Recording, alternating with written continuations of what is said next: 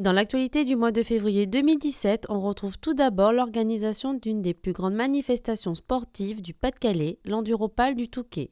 Cet événement s'est déroulé du 3 au 5 février 2017 avec sur place des milliers de concurrents et près de 400 000 spectateurs.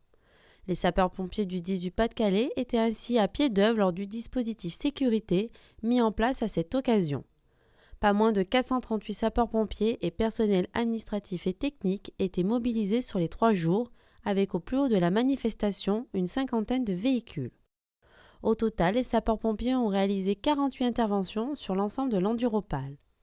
Le président du conseil d'administration du SDIS du Pas-de-Calais, M. Michel Dagbert, est venu sur place saluer les personnels dans les différents postes de commandement et postes médicaux avancés.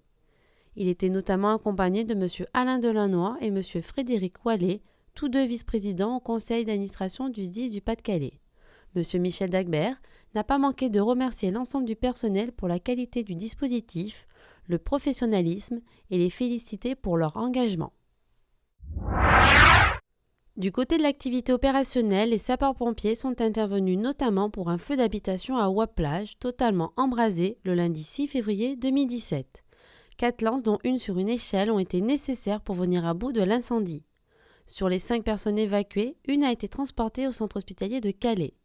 Au total, du côté des moyens du SDIS du Pas-de-Calais, ce sont 15 sapeurs-pompiers qui étaient sur place avec 2 VSAV, un FPTSR, une VL3SM, un chef de colonne et un chef de groupe. Le SDIS du Nord était également présent avec un FPT et une EPS.